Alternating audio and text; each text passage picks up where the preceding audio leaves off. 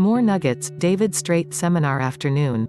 September 27, 2019 by Anna von Reitz.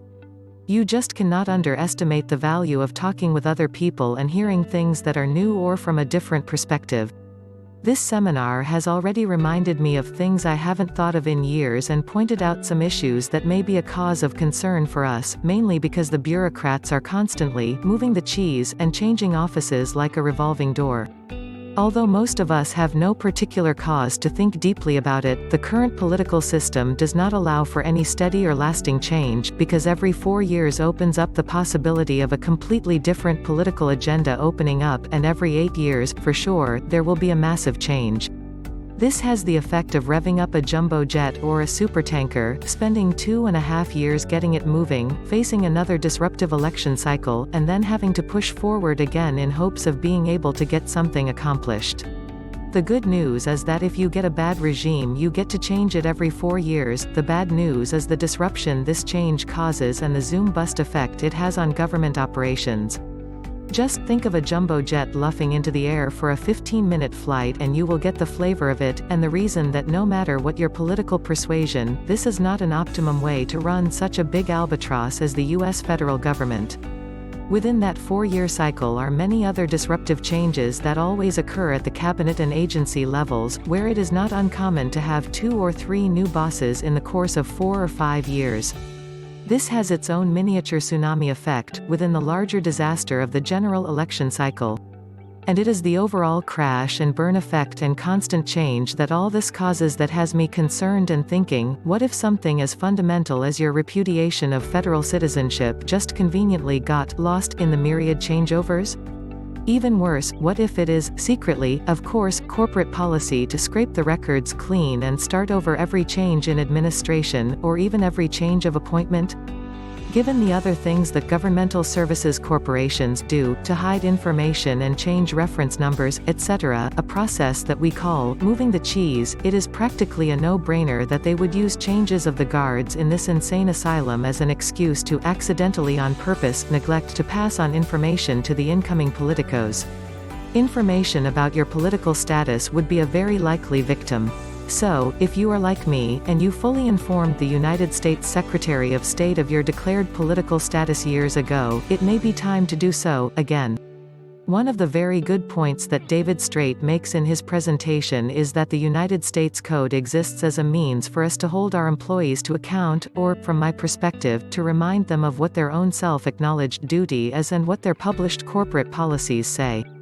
When you look into their mirror, you see a codified public policy that is supposed to drive their private corporate operations.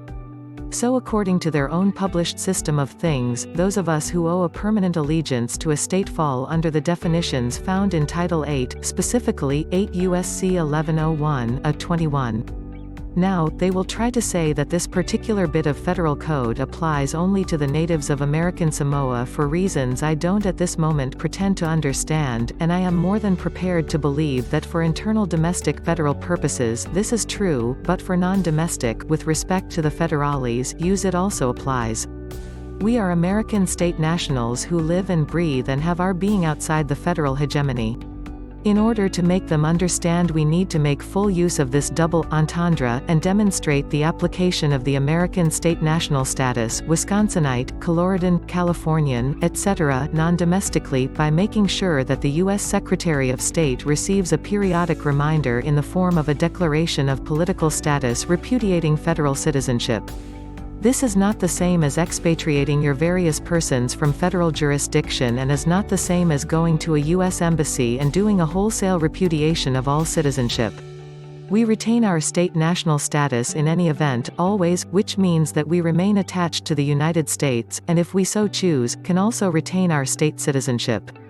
All we are repudiating is any foreign British territorial or federal municipal citizenships being presumed and conferred upon us without our knowledge or consent.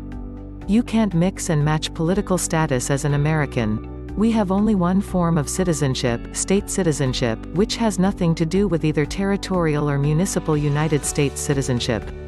So as we are reclaiming and asserting our state national and/or state citizenship political status, it is probably a good and necessary precaution in view of the revolving door nature of political office elections and appointments to send a copy of such a declaration to each new U.S. Secretary of State.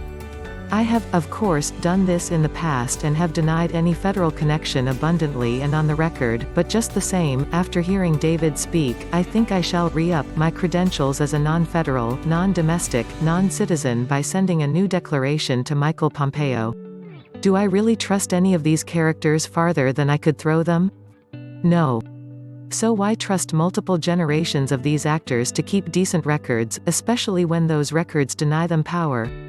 At least by going that extra mile and sending and recording one more piece of paper, nobody could say that I acquiesced, or there was no record on file, or plead that their dog ate my clearly enunciated denial of having ever voluntarily adopted any form of federal citizenship. And then I will record it and the mailing receipts and green return receipt requested card for good measure. This is far from a desirable circumstance.